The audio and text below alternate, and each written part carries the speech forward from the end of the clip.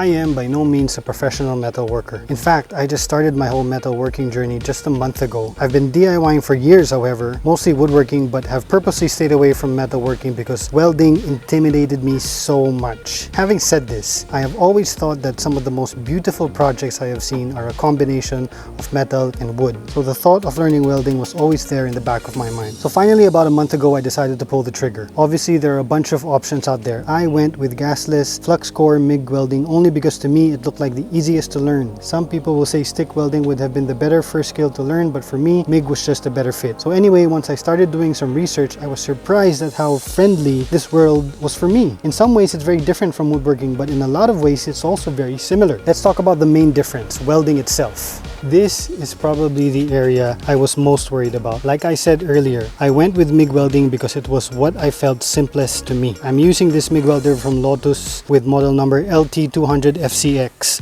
Along with the welder, Lotus also sent all of the necessary safety gear to start. We got a welding helmet and some gloves. Now, I'd be lying if I said that because of the equipment, the welding was easy. It wasn't. I will say that it was probably as easy as possible because of the equipment, but the rest of it, meaning my skill level, is pretty much up to me, and I'm trying to make that learning curve as steep as possible. Nothing beats practice, and I'm on my second project, and I am seeing improvements in the quality of my welds already. Slowly but surely, we'll get there. The other part about metalworking, and equally as important, is handling and preparing the metal itself. Obviously, you have to cut it, grind it, and prepare the surface before actually welding. I always thought that the only way to cut metal was with an abrasive disc, similar to what you see on grinders and chop saws. So I was shocked when Makita told me about their cold cutting line and told me that you could cut metal with this cold cut chop saw with model LC1230 and this cordless 18-volt cold cut circular saw with model DCS553. This technology to me was a game changer because now cutting metal feels less violent. You don't have all those sparks flying around when cutting metal.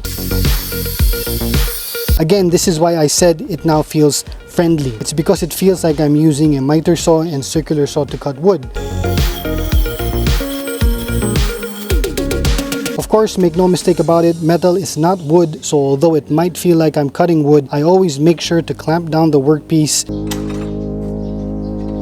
I never just pick up a piece, hold it down, and cut it. Always clamp down your piece. Apart from the less violent sparks, the other huge advantage of cold cutting is the accuracy.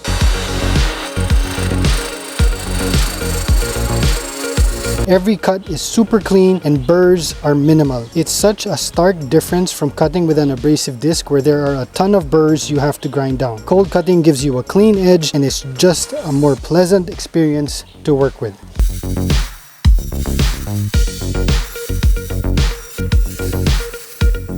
As a newcomer to the space of metalworking, I have to say that I am having a ton of fun learning and I'm grateful to these brands who have supported this channel. I wanted to end with this final thought. As much fun as I am having, I always try to remind myself to remember the fear that made me wait this long to get into welding in the first place. Because that fear reminds me to always put on my safety gear and to always stay safe. So always put on your safety gear out there, folks. Stay safe.